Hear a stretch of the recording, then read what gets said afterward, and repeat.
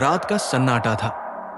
चांद बादलों में छिपा हुआ था और आसमान में चमकती बिजली हर कुछ मिनटों में भयावह माहौल को और डरावना बना रही थी। गांव के किनारे स्थित पुराना कब्रिस्तान, जिसे लोग भूली हुई डायन का कब्रिस्तान कहते थे, अपनी खामोशी से लोगों के रोंगटे खड़े कर देता था। कहते हैं वहां एक डायन की आत्मा रहती थी जो हर अमावस की रात किसी को अपना शिकार बनाती थी। लेकिन यह बात सिर्फ कहानियों में ही थी, क्योंकि किसी ने उसे देखा नहीं था। शिवा, गांव का एक निडर युवक जिसे कभी भूत प्रेतों की कहानियों पर विश्वास नहीं था, उन्होंने दोस्तों के साथ शर्त लगाई कि वो अमावस की रात उस कब्रिस्तान में जाएगा और पूरे गांव को साबित करेगा कि वहां कुछ भी नहीं है। उसकी बात सुनकर उसके दोस्त भी डर गए, लेकिन उसका मजाक उड़ाने से नहीं चूके। तू तो बड़ा बहादुर है शिवा, जा और उस डायन को बुलाकर दिखा।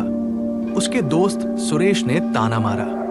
शिवा ने अपने दोस्तों की बात को चुनौती मान ली और अमावस की रात अकेले कब्रिस्तान जाने का फैसला किया। अमावस की रात आ चुकी थी।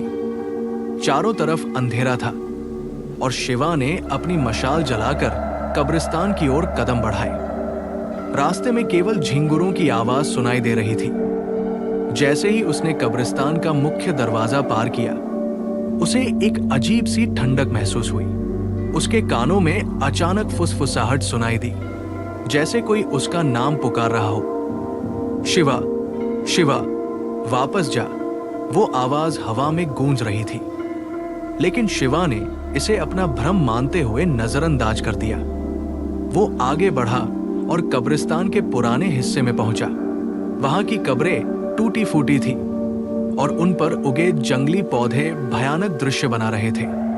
अचानक शिवा की मशाल बुझ गई। अंधेरे में उसकी सांसें तेज हो गई, लेकिन उसने खुद को संभाला और जेब से माचिस निकालकर मशाल जलाने की कोशिश की।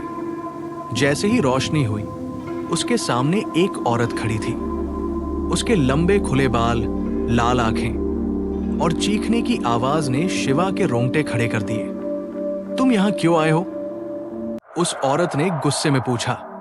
शिवा ने कांपते हुए कहा, मैं ये जानने आया हूं कि तुम कौन हो। औरत ने कहा, मैं वही हूं जिसे लोग भूली हुई डायन कहते हैं, लेकिन मैं डायन नहीं हूं। मैं बदले की आग में जलती एक आत्मा हूं। औरत ने शिवा को बताया कि वो कभी इस गांव की साधारण लड़की थी।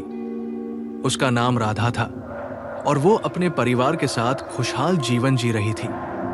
लेकिन गांव के ही एक जमींदार ने उसकी इज्जत लूटने की कोशिश की।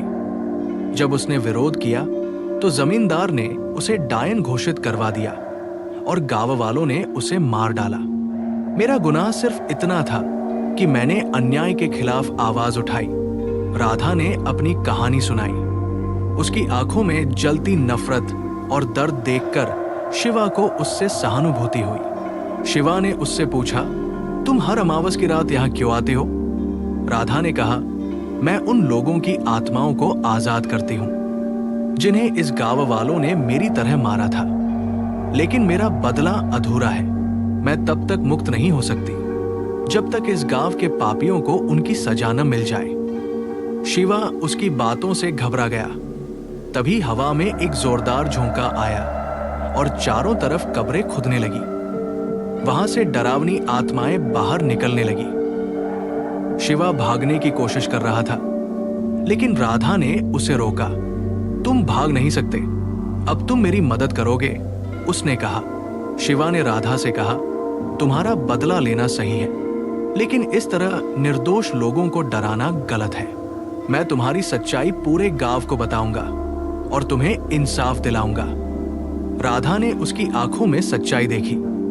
उसने पहली बार किसी इंसान में अपने लिए सहानुभूति देखी थी। तभी शिवा के चारों तरफ रोशनी फैल गई। राधा का भयानक रूप धीरे धीरे शांत हो गया और वो एक साधारण लड़की में बदल गई। उसने कहा, तुमने मेरा विश्वास वापस दिलाया है, अब मैं मुक्त हो रही हूं। अगले दिन शिवा ने गांव वालों को इकट्ठा किया और उन्हें राधा की सच्चाई बताई। उसने जमींदार की काली करतूतों का खुलासा किया और पूरे गांव ने राधा की आत्मा के लिए प्रार्थना की। राधा की आत्मा ने शिवा का धन्यवाद किया और हमेशा के लिए शांत हो गई। लेकिन कहानी यही खत्म नहीं होती। राधा के जाने के बाद शिवा को कब्रिस्तान के एक कोने में एक पुराना बक्सा मिला। जब उसने उसे खोला तो उसमें से एक रहस्यमय किताब निकली। उस किताब पर लिखा था भविष्य की कहानियां। क्या वो किताब शिवा के जीवन को बदल देगी? क्या उसमें गांव के बाकी राज छिपे हैं? ये तो भविष्य ही बताएगा।